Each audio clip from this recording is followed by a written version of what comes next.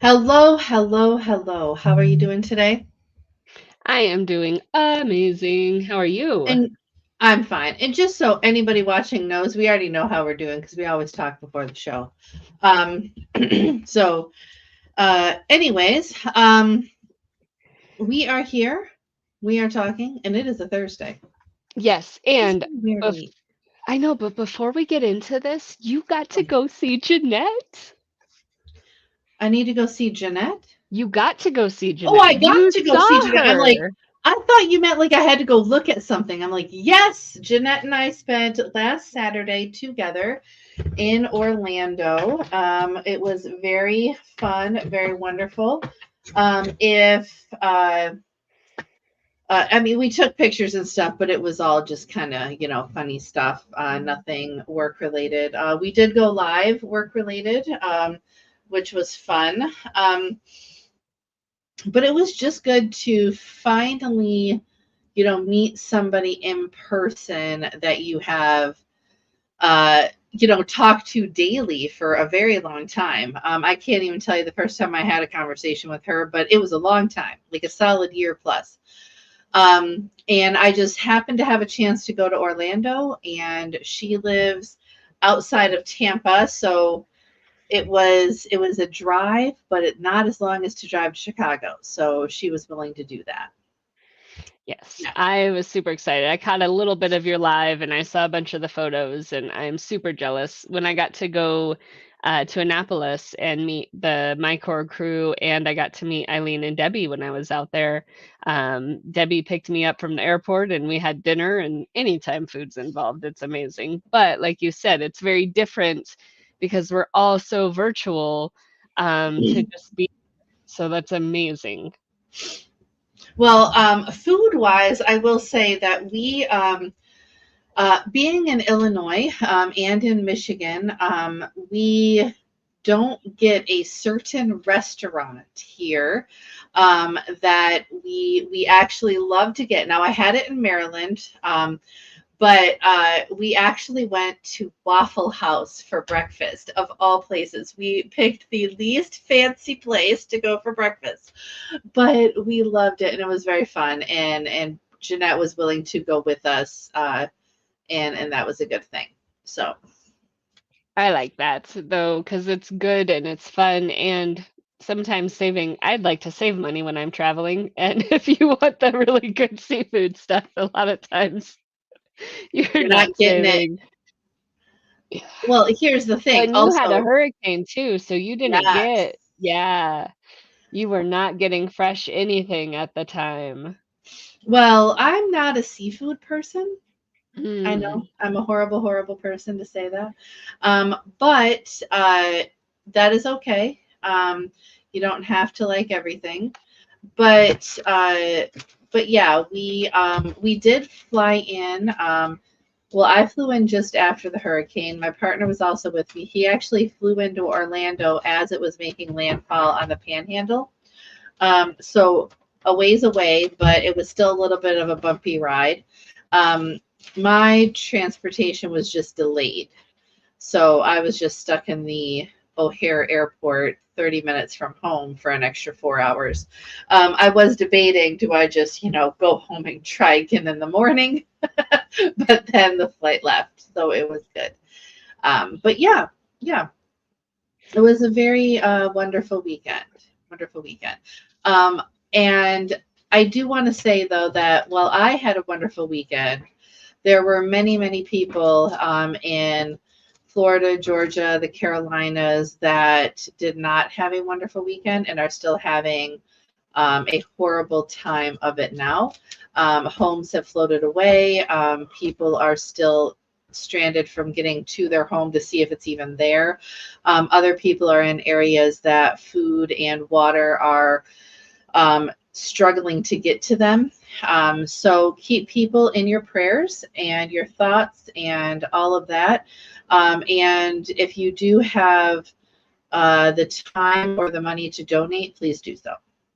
I was actually going to ask you about that because we did earlier this week have a conversation with somebody who had asked about if states were gathering money and donating, and you had given some really good advice around safety inside of donating and what it looks like when Yeah. you are donating.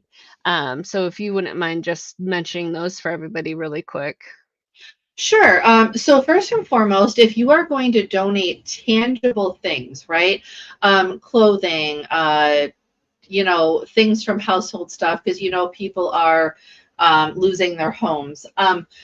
Donate to organizations that have the ability and the logistics to make that happen. And you're like, Sarah, how do I know that? Well, I'm going to give you a few right now, but then sometimes it just takes a little bit of research. So the big dog in the fight for most natural disasters is the Red Cross, right? But the Red Cross helps in very specific ways, and handing out tangible items is not one of them.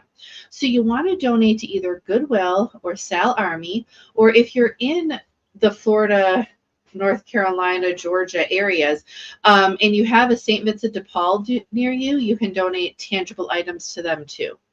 But a lot of people are like, but I'm in, Maryland, or I'm in, Seattle, and I want to do something. Well, I do say that it's hard pressed for you to get tangible items from point A to point B in those situations. So it's better to still donate locally if you have the items. Definitely take them to Goodwill, but don't expect them to be going shipped to North Carolina, because the cost of that logistics is a lot. But you can still donate money, and you can still donate time. So you can donate locally, or donate your time locally, so that people that are already trained can be sent to the Carolinas or sent to Georgia to do the things they're trained to do. Or you can donate money. Now, again, there's going to be people that are like, I don't have clothes to donate and I don't have money to donate, and that's fine, right? So what I say in those situations is everyone has blood. If you're watching this show, you have blood. Okay? So every 60 days, or every 56 days to be exact, you can donate blood and save 3 lives. So if you can't do anything else, donate blood and save 3 lives locally, and that will help free up blood for other areas. Hi, Sophia. Hello, Awesome. Sophia. Thank you so much, Sarah. I really wanted to start with those two things. One, like I said, meeting in person is always exciting, and it's great to see that camaraderie, especially among the channel, right? And then the donation, it's very important. Like you said, not everybody got to have a good weekend, and we really want Right. to honor and show that space. But today we decided 10 minutes ago to talk about pricing. You're throwing our business out to the world. As far as they know, we plan these things months in advance, Brittany, months in advance, and we are so prepared. We have told them from day one we don't. Oh, darn it. To heck. That's Okay. You and I are honest to a fault. We are. We're lucky it was 10 minutes before. So Brittany, tell everybody what our topic is for today. We're going to talk about pricing yourself. So we have done a lot of talking about your branding, and we've talked about, how you network and how you create a community with clients and with other people. But one of the biggest things, and we've said this before, is your pricing. And we get it. Sarah and I we have a service. And products are mostly what you're going to see on the Crafting Spirit and inside of Crafters. Now, what I want to remind you, though, is we personally worked with Jeanette, who makes amazing resin clocks, because when we did the same countdown with her, she was making pennies on the dollar. And we really want to make sure other crafters are not making that mistake. Right. And I just got a pop-up that said we have a recording error. So I don't know if that's on my side or both of our sides, but there it says recording error. But right there, this is where live things happen. So with Jeanette, though, one of the things that we talked to her about at the time, and what we want you guys to think about is some people don't want it to be a full-fledged business where they're going to grow to a multi-million-dollar, traded on, the stock market business. So if you're okay to break even, that's wonderful, right? That's great. That's your choice. But we're going to talk about how do you even know you're breaking even, right? Yeah. And that's what we're going to get into today. So this isn't about us trying to tell you you have to make a lot of money. That is your choice. But at the bare minimum, you should go away from this next 20 minutes and know how to figure out what it costs to make one of your widgets or to provide one of your services. And that's what this conversation is going to entail. Yep, exactly. We want you to not dread going to work or not dread creating something because you didn't make what was worth. And granted, like Sarah has said a million times, your beautiful rainbow crocheted blanket is worth thousands and thousands of dollars because of all the love and time you put into it. However, nobody has the thousands and thousands of dollars to give to you for Right. that time and love. So, we're going to help you figure out what they can give to you and what is a fair ask. Correct. Correct. So the first the first thing you want to think about is the cost of materials. Okay. And again, we're going to be using examples that aren't ourselves because Brittany and I have computers and, technology and apps that would be added into the cost of our services, but we don't have tangible things, right? We don't have to buy paper or glue or anything that it would take. And I'm apparently making paper turkeys with my example here. But I don't know what I I was was going for with that. thinking of the books because she makes those books with the Oh, good paper. point. I was just making stuff for Thanksgiving, like some posts. I was like pre-creating things. So in my head, I was like, oh, making little, hand turkey. I hope I nobody out totally there is went into trying to sell Bookland. turkeys.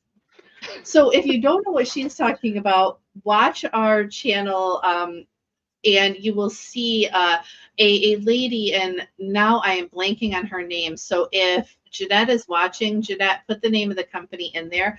The company, what she does is she makes those beautiful books that you see on TikTok and whatnot, but it's fanned. The pages are fanned, and it's an art piece that she sends you the pieces and you actually do it. So it's kind of a therapeutic creation of art that she does. And it's amazing the way they turn out. But I cannot, and now I'm a horrible person because I should remember Well, you just were working it. on the website. I know, and that's my point. I should. And I know what her name is, but I'm so afraid that I'm going to mispronounce it. And so I'm pulling Is it up it so I can read it correctly. is it Deanna, or did I just make that up? It's so bad. Why can't I even pull up our website now? Creative Spirit. Channel. .com. All right. Well, Okay, but with hopefully, that being hopefully said, it doesn't really matter. It's about the items that you have to buy. So let's talk about this a little bit, right? So because Jeanette doesn't care if we use her examples. So for Jeanette to make a clock, she actually has to have the clock insert, right, which costs money. She has resin, which costs money. She has the inserts that decorate the resin that cost money, right? But her molds are things that she paid for a while ago, right? So those aren't factored into the average everyday cost of a clock because she buys a mold once and she can use it for a very long time. But the right. thing that a lot of people don't think about is all those little things that you buy. And this is a conversation we've had with numerous people where, oh, I bought a package of, inserts, right? And so the package only cost me $6 and I had like 30 left. So, I mean, it's really no big deal. I don't have to charge this next person for them. No, it still cost you $6 or whatever it was. So you should at least charge them for half the bag or what have you.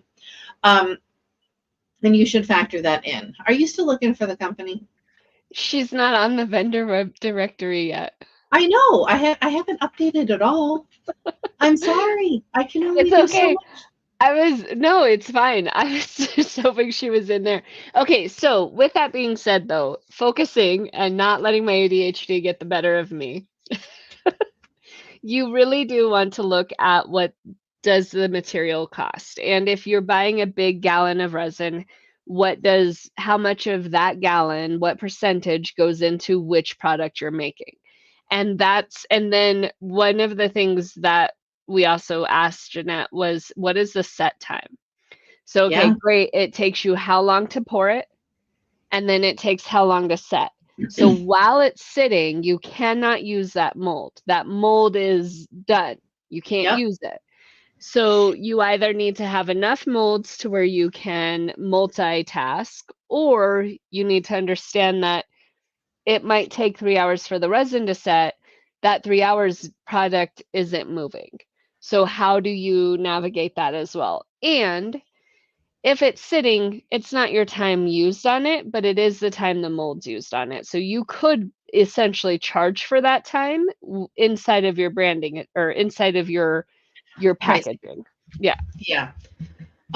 Because your time, whether it's watching or waiting or doing, is still worth something. Because like what Brittany said is, so let's say you have 3 molds. Sure, maybe Jeanette can make 3 clocks at once, but she can't make 10. And so she has to wait until those molds are done before she can move ahead and make the next set of clocks. Um, and so your time matters in that regard too. And if you value your time, which we're going to get here in a little bit, but if you value your time way up here for doing, maybe you value your time a little bit lower for waiting, but you still want to factor that in. Yeah, exactly. So you've got your materials. If you're using yarn, you want to have that yarn kind of established. How much are you using? And do you use a different quality on different products? Because if you are one of those people, some people are very textural. And Mm-hmm. so if you're if you're knitting, and you have very specific textural, like really soft, like llama yarn, that's going to be more. So what are the different variants of this product?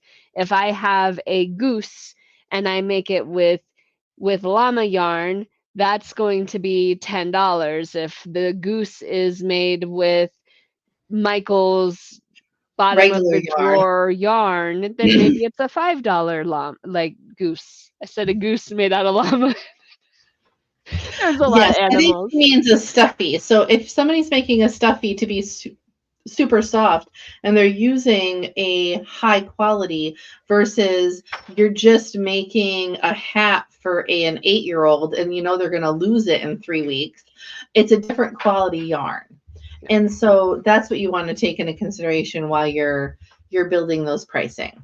But also Because while you're worried about the pricing, because if you're oh worried sure. somebody can't afford the llama yarn, but they want the stuffy, offer them that price with the other yarn so that they can just determine themselves what they can and cannot afford. We very much like to tell people what they can afford instead of just telling them what it costs. She's laughing. Because that's a do what I say and not as I do thing.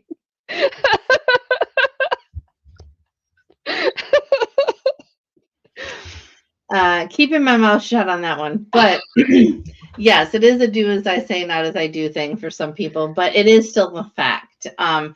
And so now let's get into actual time. Okay. So it's a little bit different, I think, for widgets. So I'm going to talk about services here for a second, and then I'll segue into creating widgets. So one thing that we here as, for lack of a better term, service providers, we provide our time versus a tangible thing that we ship to somebody, is is your time really worth X amount of dollars an hour? And The answer is yes, because people are paying for it. Okay. And that's why I want to get into this a little bit, is because when one person says it's not a value to them, that's okay. Not everybody is your client, right? And when it comes to a widget, I want you to think, if you went to Amazon and wrote the person selling, because Amazon can have individual sellers too, right? You message the person selling something and then like, oh, well, it's not worth it for that. I want it at half price. They'd be like, no, you're going to buy it. You don't go into Walmart and say, can I have a 50% discount on that because it's not worth it to me to pay that much. You're never going to do that. So on your website, your pricing, you want to figure out what your costs are, those hard costs that we talked about, and then what is your time value, right? So in this case is where you start saying, I want to make, and I'm making this up for easy math, right? I want to make minimum wage. Okay. So you're going to say it takes me 10 hours to make a crocheted blanket. And minimum wage in my state, again, I'm making up easy numbers, is $10 an hour.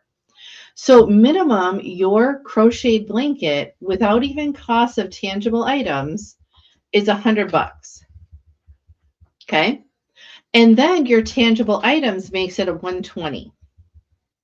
All right.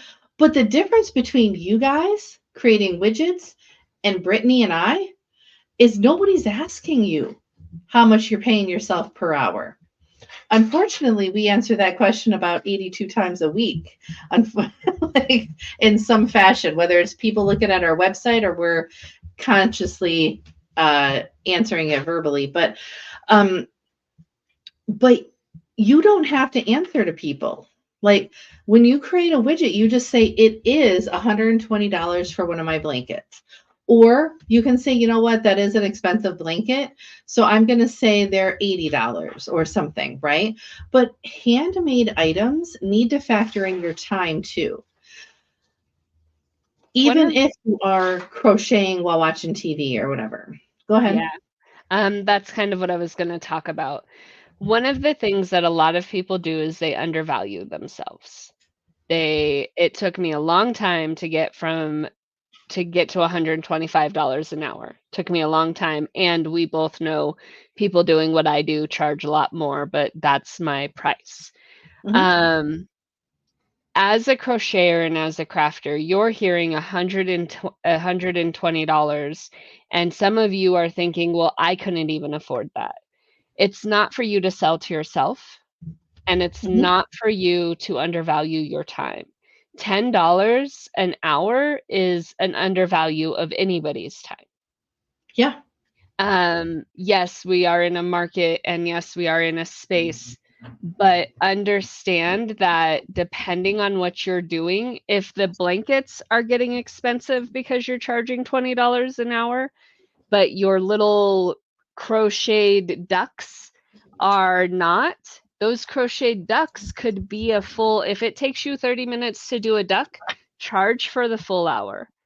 Add a little bit more. Sure.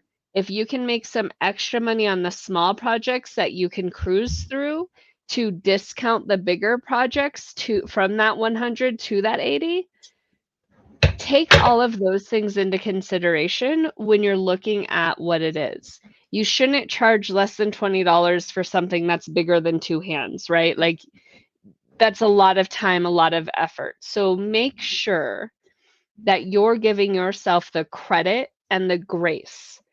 Like Sarah said, you can do it while watching TV, but I can't. My hands go numb. There's a reason why you crochet and I don't. Sure. But I also just did some math to put it into perspective for some people out there that want real reality with it or whatever. So if you made one blanket a day and sold it for $120, 5 days a week. So you took the weekends off, okay? 5 days a week, sold one blanket a day every week of every year, pre-tax. So you haven't paid taxes on this yet. it would be $31,000. You can't, like, that's not, you couldn't quit your job and do that at $120. Okay. You couldn't say, this is what I'm going to, just do this full time. Doing it full time is $31,000 a year, because you really can't make more than one blanket in a day. And that's pushing it if you don't get arthritis very, very soon, or carpal tunnel, or whatever you get. So take into consideration your time, its value, and people are buying things from you because, like what Brittany just said, she can't do it, right? We all have our strengths and weaknesses. What if she can't crochet a full-fledged blanket multiple times for herself? She could probably do one. It would probably take her 2 years to finish it. But that's why she buys blankets. It's as simple as that. And there's a reason that we buy certain things, right? I can't build furniture, right? If I didn't have a partner in life, I wouldn't even go to IKEA. Okay. So like, it's one of those things, like, you purchase the things that you can't do yourself. Yeah. And exactly. people value that, and they should pay for it. So just so everybody knows, this is a part 1.